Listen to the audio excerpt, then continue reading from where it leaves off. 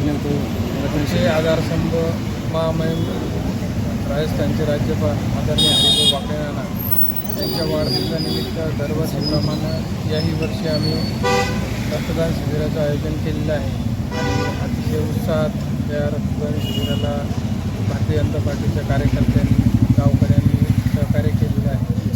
दरवर्षी मोठ्या उत्साहात आम्ही वाढदिवस साजरा करत असतो आणि याही वर्षी उत्साहात साजरा झाला. त्याचप्रमाणे गेल्या 5 तारखेपासून आम्ही आदरणीय नानांच्या वाढदिवसानिमित्त एक जनसेवा योजना या ठिकाणी राबवत आहोत. त्यामध्ये निराधार महिला, अपंग आणि वयोवृद्ध महिला यांच्या संजय गांधी यांचे फॉर्म भरून घेतो. येणाऱ्या काही 4-5 दिवसामध्ये संदेशन होऊन त्यांनाही लाभ मिळवून देण्यासाठी आम्ही या वाढदिवसानिमित्त हाती घेतलेला कार्यक्रम आहे. यंदाचा किती वर्ष आहे आपण नानांचा आपण वाढदिवस 8 वर्ष झाले असावी.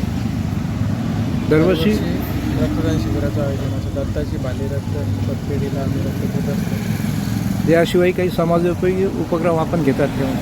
आता हे ज्या तुम्हाला आत्ता सांगितलं की आम्ही समाजोपयोगीचे जे ज्या वयोवृद्ध महिला आहे, अपंग व्यक्ती आहे, निराधार आहे, यांच्यासाठीचे ते समाजोपयोगीच कार्यक्रम आम्ही हाती घेतले.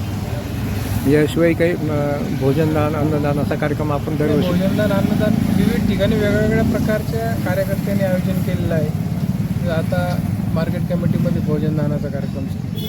त्यानंतर संध्याकाळी रामनगरला चला हवाई उद्याचा एंटरटेनमेंट कार्यक्रम आहे. उद्या सर्जेराव चव्हाण यांनी मला वाटतं पटाचा कार्यक्रम ठेवला आहे. कोलंबरीमध्ये काही सुहास भवनी कार्यक्रम आहे, अनुराधाताईमध्ये काही कार्यक्रम आहे. प्रत्येकाने वेगवेगळ्या आपल्या पद्धतीने कार्यकर्ते नानांचा वाढदिवस साजरा करत असतात. यंदाच्या रक्तदान शिबिरामध्ये किती लोकांनी रक्तदान केले? जवळपास 40-45 लोक करतील. अजून सुरू आहे संध्याकाळपर्यंत. 5 वाजेपर्यंत शिबिर आहे. 5 वाजेपर्यंत हो. नाही, 2 वाजेपर्यंत आहे. पण आता कोणी येणार आहे तर म्हणून आम्ही थांबलो पाहिजे. रक्तदान शिबिराला ग्रामीण भागातून तरुणांचा जास्त प्रतिसाद होता. हो, सगळीकडूनच. आता इथं पिसादेवीला पण खूप लोक आहे. सदस्य साहेब, आपण काय आवाहन करा या निमित्तानं? नानांचा आजचा वाढदिवस आहे. नानांना दीर्घ आयुष्य लाभो आणि प्रत्येक वर्षी नवीन उपक्रम सर्वांनी हाती घ्यावे.